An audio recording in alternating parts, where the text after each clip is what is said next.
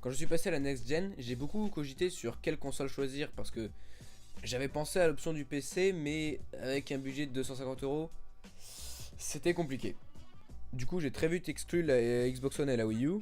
Alors la Xbox One parce que les exclus m'intéressaient pas du tout.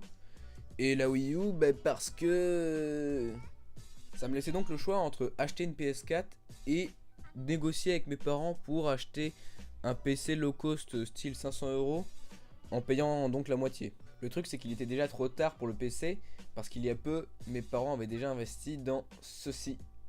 La première chose qu'on fait quand on les voit arriver avec ça, c'est se dire alors avec ça j'aurais pu acheter une PS4, une Xbox One, une Wii U, un PC qui déchire et même une corde pour me pendre.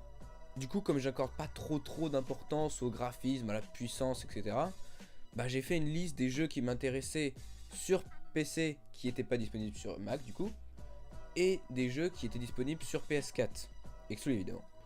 Et au final le PC arrivait à peu près à égalité avec la PS4. Sauf que je me suis rappelé un truc, j'ai une connexion de merde. Et donc forcément là du coup la PS4 l'a emporté. Et c'est donc comme ça que je suis tombé sur le jeu qui allait devenir mon jeu préféré ever. Et je sais pas pourquoi je parle comme ça, parce que vous savez tous de quel jeu je vais parler puisqu'il est dans le titre.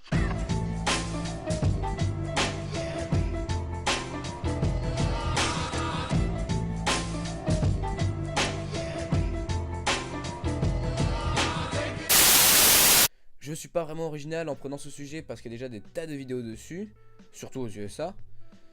Mais je peux pas m'empêcher de rajouter ma couche parce que j'adore vraiment ce jeu. Alors Bloodborne est une exclusivité PS4 sortie en 2015 qui a été réalisée en grande partie par From Software, un studio surtout connu pour la série des Souls qui contient 4 jeux aujourd'hui.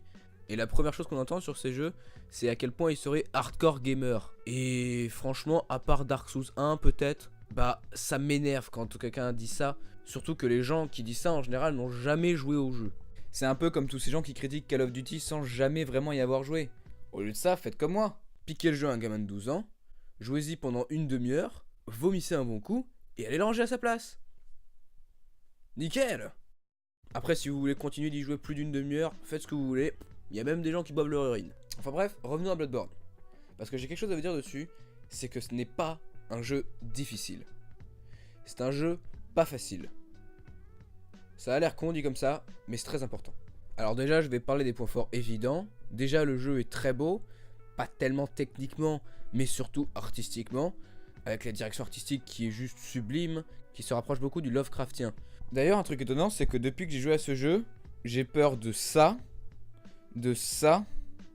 et surtout de ça. Après, un truc qui est pas spécifique au jeu, mais que je suis content de voir, c'est qu'on est vraiment pour de bon sorti de la période communément appelée par moi-même, mais peut-être d'autres personnes, je sais pas, la période marron chiasse. En gros, à moins que vous ne soyez né au 21e siècle, comme moi, vous avez sûrement dû connaître la 7ème génération de consoles. Cette génération a vu naître des machines qui misaient beaucoup sur la puissance et les développeurs ont souvent commencé à vouloir avoir du réalisme dans leurs jeux à tout prix, surtout pour les FPS et les TPS. Et avec la quasi-absence de jeux indés sur le marché, la très grande majorité des jeux s'orientaient vers une direction artistique hyper neutre pour se rapprocher au maximum du réel. Et en voyant ces images, vous devez comprendre pourquoi je dis période marron chiasse. Il y a évidemment aussi la musique du jeu qui s'accorde parfaitement avec la direction artistique du jeu et qui renforce vraiment l'association de ténèbres et de désespoir ambiant. Maintenant passons aux autres points forts, ceux qui font que je considère le jeu comme une killer app suffisante pour justifier à elle seule l'achat de la console et probablement même le meilleur jeu de 2015. Ouais, même mieux que The Witcher, même si je vais me faire 1 milliard d'ennemis en disant ça. Mais enfin Thomas, t'as que 10 abonnés. Ce sont les meilleurs. Parce que la force de Bloodborne se trouve bel et bien dans le jeu. Même la narration est racontée par le jeu. Aujourd'hui, les AAA tentent très souvent de se rapprocher du cinéma. Et ce n'est pas un mal en soi, mais à mon goût, ça pose 2 problèmes.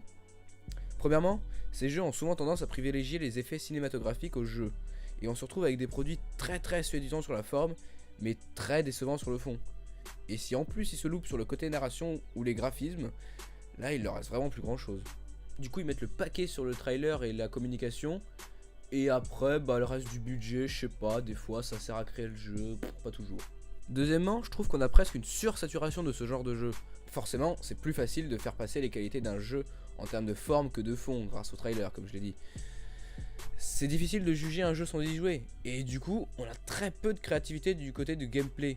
Parce qu'entre Assassin's Creed 1 et 6, c'est assez difficile de vraiment y trouver des évolutions significatives. D'ailleurs, c'est pour ça qu'on a de moins en moins de démos, parce que ça sert à rien. S'il y a juste une histoire et des graphismes, pourquoi y jouer? Et puis c'est aussi pour cacher la misère du gameplay de ces jeux, faut pas se leurrer. Du coup, on revient à Bloodborne. Alors vu que ce jeu est un titre de From Software, ils se sont beaucoup inspirés de Dark Souls. C'est-à-dire qu'on retrouve presque le même système de combat avec la jauge d'endurance, les échos de sang qui servent d'argent et d'expérience et qu'on drop dès qu'on meurt. Mais ils apportent quand même quelques petites améliorations qui sont quand même assez significatives. Comme le fait qu'on puisse se regagner de la vie si on frappe un ennemi dans les quelques secondes qui ont suivi l'impact. Ce qui n'est pas sans rappeler la mécanique du Glory Kill de Doom.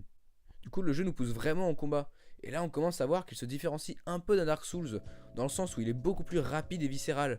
Là où sur un Dark Souls, on mise sur la défensive et la technique. Ici, tout est plus instantané.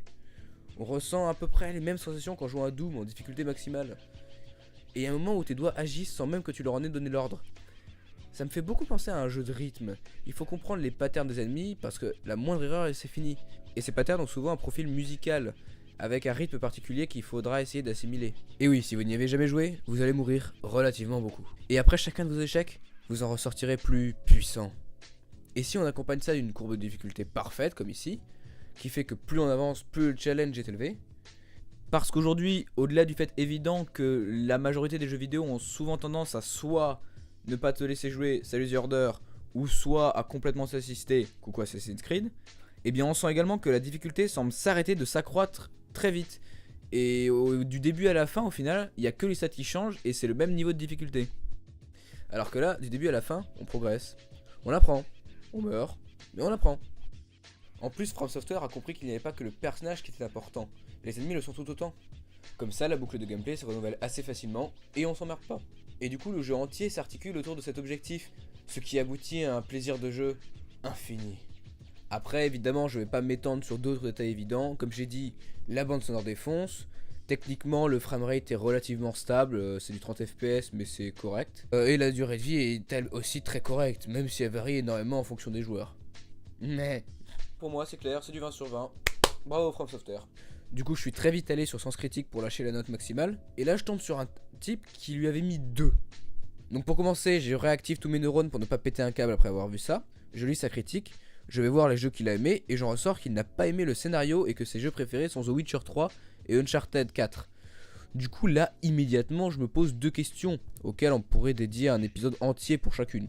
À savoir, vaut-il mieux être ludologue ou narratologue? Et les notes ont-elles une signification? Du coup, comme ça prendrait trop de temps, on le fera plus tard. Salut!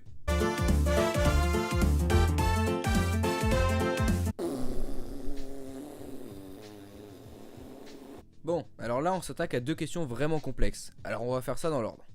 Par contre je vais abréger et faire relativement vite parce que je compte bien élargir ces 2 questions et les traiter dans une vidéo exclusivement dédiée à chacune d'entre elles, parce qu'elles le méritent.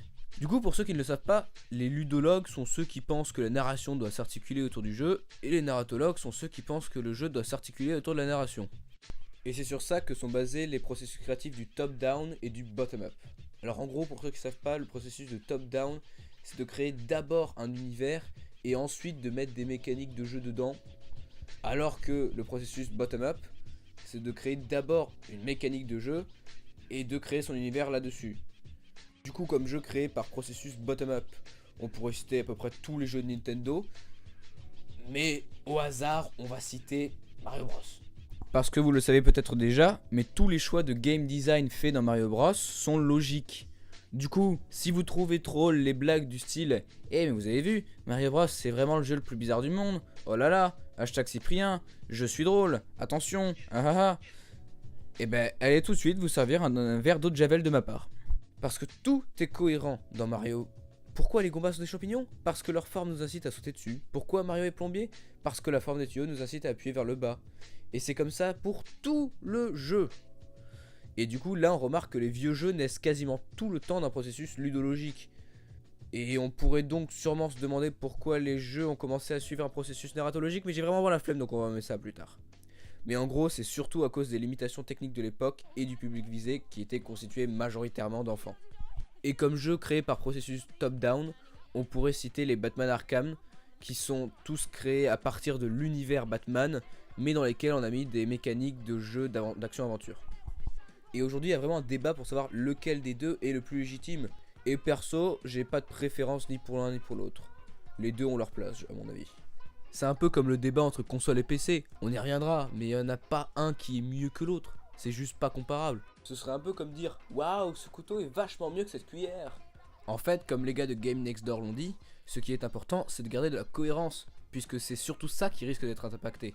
Et c'est clair que c'est plus facile de garder de la cohérence lorsqu'on suit un processus de bottom-up, parce qu'on considère souvent le scénario comme secondaire. Et comme on est dans un jeu vidéo, bah c'est tout à fait louable. Et on réussit bien souvent à faire abstraction de l'histoire, à condition qu'elle soit cohérente, encore une fois. Par exemple, si Mario tuait les champignons à la Kalachnikov plutôt qu'en leur sautant dessus, je sais pas si ça passerait aussi bien. D'ailleurs, même dans Bloodborne, il y a une histoire. C'est juste que pour la trouver, va vraiment falloir te sortir le doigt du cul. Dans The Walking Dead, c'est un critère important, parce que comme tout l'intérêt du jeu se base sur les choix narratifs qu'on fait, il faut vraiment que les persos aient une identité forte, et qu'ils soient au maximum attachants. Sinon le jeu perd vraiment en intérêt. Par contre, on va pas noter Mario Galaxy sur la puissance de sa mise en scène ou les choix scénaristiques. Sauf si on est rédacteur à jeuxvideo.com évidemment.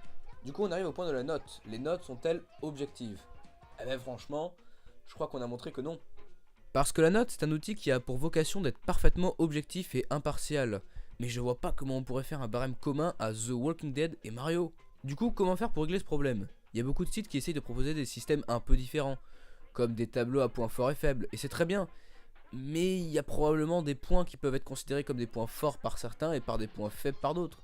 Et là on arrive au système qui à mon avis est le meilleur pour le jeu vidéo et pour tous les médias. Comme on l'a vu, il est impossible de noter un jeu objectivement. Et ce parce que le jeu vidéo est un produit culturel. Et je vois pas comment on pourrait mettre une note à un livre ou pire, à une peinture. Du coup je pense que tout ce qu'on peut faire c'est noter l'expérience qu'il nous a proposée. Et il faudrait y ajouter un commentaire pour vraiment faire comprendre ce qui nous a plu dans le jeu. Et là on aurait une vue d'ensemble de ce qui fait l'intérêt du jeu. Et on pourrait savoir s'il nous plairait ou non. Et après il n'y a pas que la critique pour s'informer, il y a aussi des let's play, des lives et plein d'autres trucs cool. Parce que le jeu vidéo nécessite qu'on s'y implique pour vraiment profiter de l'expérience à fond. Et on n'aura pas tous la même expérience de jeu. Genre moi j'ai pas du tout aimé The Last of Us, j'ai trouvé qu'il y avait plein de problèmes en termes de gameplay et même au niveau du scénario. Genre on est vendu comme un père hyper protecteur et on peut pas s'empêcher de tuer le moins de mecs toutes les 3 secondes. Ah non mais vous pouvez crier, hein, vous pouvez crier, je m'en bats les couilles, c'est mon émission, je fais ce que je veux. Donc voilà, c'est à peu près tout ce que j'avais à vous dire aujourd'hui. À part aussi que j'ai un nouveau micro, voilà, c'est un Bird M1. Merveilleux, c'est pas un placement de produit, sachant que j'ai à peu près 12 abonnés, ça sera pas très utile. Du coup, j'ai volontairement découpé la vidéo en deux parties, avec la partie Bloodborne et la partie pseudo-réflexion, pour savoir s'il vaut mieux que je fasse des critiques de jeux ou plutôt des réflexions sur des thèmes assez larges, un peu à la manière de Game Next Door. Du coup, là, évidemment, c'est juste une ébauche et je compte bien approfondir plus profondément sur les sujets si je fais une vidéo exclusivement sur un thème ou sur l'autre. Mais c'était un bon début, je pense, pour commencer vraiment sur les deux thèmes que j'aimerais exploiter sur la chaîne. Et c'était tout ce que j'avais à vous dire. Merci à tous.